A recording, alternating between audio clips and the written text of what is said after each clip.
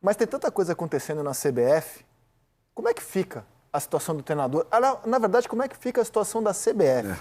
O Martim Fernandes, o jornalista que está acompanhando todos os passos dessa história, traz as informações para vocês. Boa tarde, Martim. Bem-vindo à seleção. Vamos começar na esfera jurídica. Qual foi o último capítulo do imbróglio que, na semana passada, destituiu do cargo o presidente Edinaldo Rodrigues? Boa tarde, Rizek. Boa tarde a todos na mesa, boa tarde a todos que estão assistindo ao programa. Hoje teve uma decisão do Superior Tribunal de Justiça em Brasília, mantendo a decisão do Tribunal de Justiça do Rio de Janeiro, que destituiu o presidente da CBF, Edinaldo Rodrigues, e seus 8 vice-presidentes.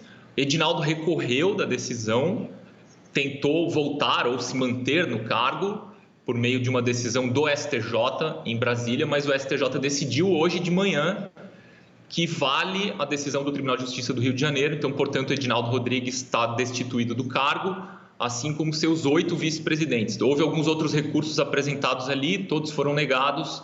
Então, portanto, Edinaldo Rodrigues não é mais presidente da CBF neste momento, assim como a CBF não tem mais vice-presidentes. Os 8 vice-presidentes, todos eleitos numa eleição em março do ano passado, os efeitos dessa eleição foram anulados.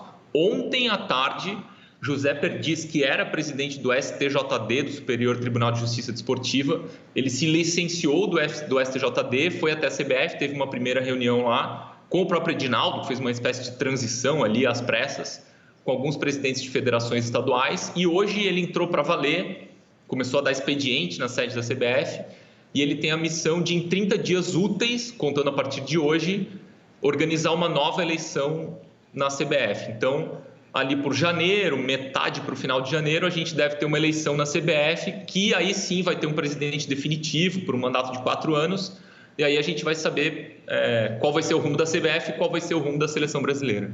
Já tem nomes, eu sei que tudo está acontecendo muito repentinamente, tem nomes que surjam como os nomes fortes? Tudo pelado aí, Rizek, já. Tem grupos, um monte de costura já para...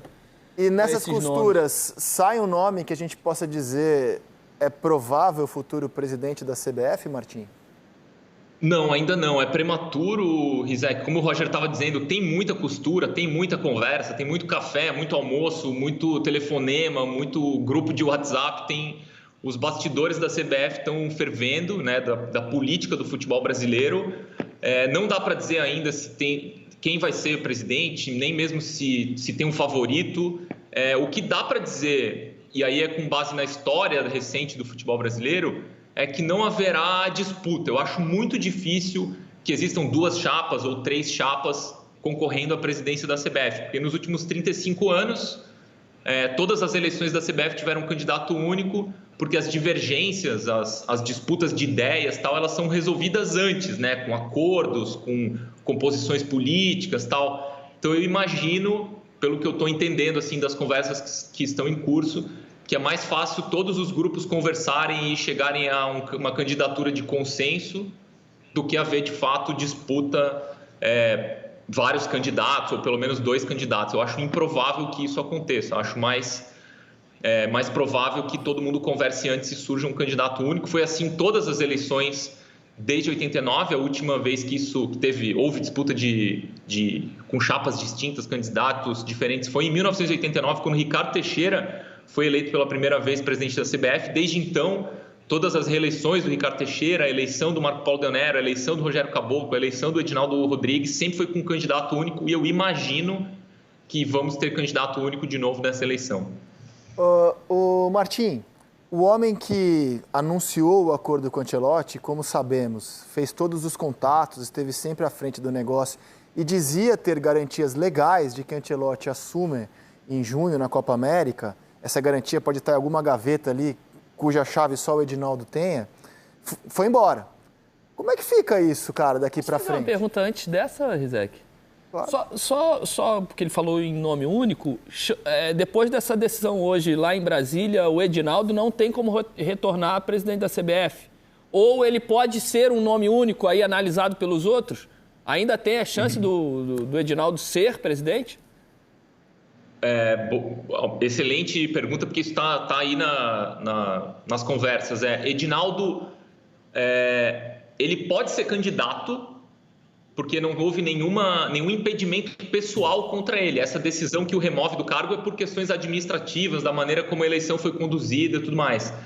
Então, ele até pode recorrer agora, mas isso vai demorar muito tempo para o recurso ser julgado. Então, certamente, essa nova eleição vai acontecer antes do julgamento de um eventual recurso dele. Mas ele pode ser candidato, ele pode tentar juntar apoio e ser o nome para essa eleição. Mas nada indica que vai ser ele, Roger, porque o Edinaldo se desgastou muito politicamente, né? Criou muitos adversários políticos, tem muitos grupos políticos que até historicamente não conversavam muito, não eram exatamente aliados, mas se juntaram para... Entre eles, todos os vice-presidentes. Entre eles, todos os vice-presidentes saíram de perto do Edinaldo. Desculpa te interromper. Não, imagina. Então, assim, importante esse esclarecimento. Ele ficou numa situação política muito difícil. Ele pode até ser o candidato, mas hoje me parece muito difícil que ele tenha os apoios suficientes. Então, pensando a vida sem o Edinaldo, retomando, o Edinaldo é o cara que diz ter costurado o acordo com o Carlo Ancelotti, que diz ia ter garantias legais de que o Ancelotti assume em junho. Se a CBF tivesse um diretor de seleções, esse homem seria o guardião dessas informações e tocaria o barco com o novo presidente, desde que o novo presidente, evidentemente, concorde e queira ter o Carlo Ancelotti. Ele pode chegar lá e dizer, não, meu treinador é o Jader Rocha. Eu decidi aqui, avaliei bem e quero colocar repetir o exemplo do Saldanha, quero colocar um jornalista para dirigir a seleção brasileira. O cara pode decidir o que ele quiser, ele é o próximo presidente. Mas eu te pergunto, como é que fica a situação do italiano? Porque, imagina, ele fecha um acordo com o Edinaldo cai. Como é que fica o Ancelotti no meio de tudo isso, Martim? Então, Rizek, essa é uma grande incógnita das muitas perguntas que ainda estão sem resposta sobre a situação política da CBF. Essa é uma delas, talvez a mais importante. Porque ninguém sabe, ninguém a não ser o Edinaldo tem informações concretas sobre esse acordo com o Carlo Ancelotti. Então, assim, o interventor, né, José Perdiz, entrou na CBF hoje. Pelas informações que a gente tem, até publicou ontem no GE. Globo, ele vai nomear um secretário-geral e a partir daí vai começar a tocar a CBF até essa eleição. Então a gente não sabe se esse acordo, se esse contrato com o Carlo Ancelotti existe, se ele está lá na CBF, se essa relação comercial, digamos, entre o Ancelotti e o Brasil, ela foi institucional com a CBF ou se foi pessoal com o agora presidente destituído Edinaldo Rodrigues. É uma das grandes incógnitas. É uma resposta que a gente espera ter nos próximos dias, conforme essa intervenção, que nunca foi um termo usado pela Justiça, mas a gente usa aqui para facilitar o entendimento, vai começar a trabalhar e essa é uma das dúvidas que precisam ser sanadas. Ele dizia ter garantias legais.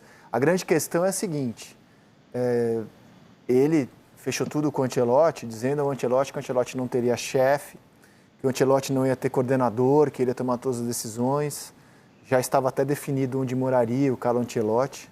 A partir de agora, amigo... Em suma, estamos largados. Tudo em suspenso, cara. Estamos largados. A partir de agora pode começar tudo do zero. Então, mas essas garantias legais que ele diz ter não existem, né? Porque ninguém pode assinar um contrato válido ainda estando empregado um ano antes. Em teoria. Na prática, a gente sabe que isso acontece bastante. Não, válido.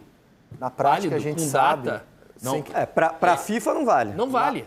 Na prática, a gente sabe que entidades esportivas costumam fazer, não sei se é o caso, mas a gente sabe que na prática se faz o chamado contrato de gaveta. Tudo bem, mas aí, por exemplo, aconteceu... Não é oficial, né? Tudo bem, a CBF lá mudou o presidente. E o cara fala assim, ou, por exemplo, você faz um contrato... Não quero ir, eu assinei isso aí e não tem validade. Claro. Perfeito. Então, validade não tem. Oficialmente não existe isso. Perfeito.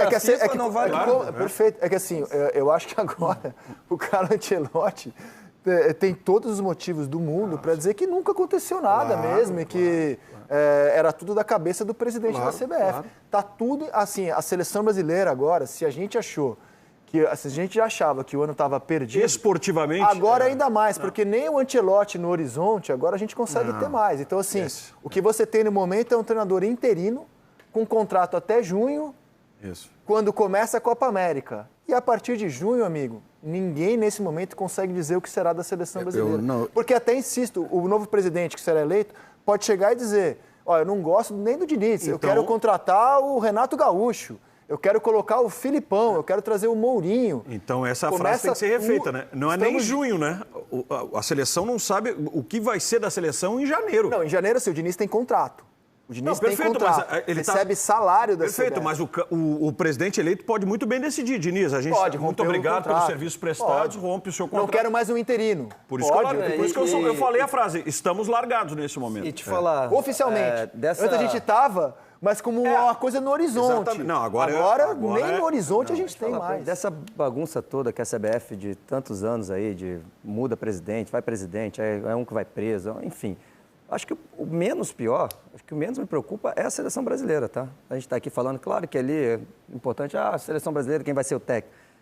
Eu acho que isso é um problema pro futebol brasileiro, que a CBF, que é que comanda o nosso futebol, é essa bagunça aí, cara. E tem coisa muito mais importante do que a seleção, que é lá o cume, né? É o topo. Tudo antes que vai construindo o nosso futebol, a nossa cultura, tudo que funciona, formação de jogadores, campeonatos, isso aí está na mão dessa galera aí. É que, bem ou mal, você tem federações, clubes funcionando. Seleção, agora você está completamente acéfalo. Quando que querendo dizer que seleção, alguém vai vir, vai escolher um técnico. Quando é, Martim, a gente tem eleição? Grandes jogadores, vai conseguir lá. Mas quem comanda nosso futebol é isso aí. A eleição deve ser no final de janeiro, se esse prazo inicial de 30 dias úteis for mantido. Deve ser ali final de janeiro, começo de fevereiro. Mas sempre tem a possibilidade de uma prorrogação de prazo, enfim. Mas o cenário está desenhado para final de janeiro. Beleza. Martim, muito obrigado pela participação. Um grande abraço para você. Até a próxima, meu caro. Martim Fernandes, junto com o Rafael Zarco, assinam as reportagens sobre o tema hoje no GE. Se você quiser saber mais, está tudo lá no nosso portal.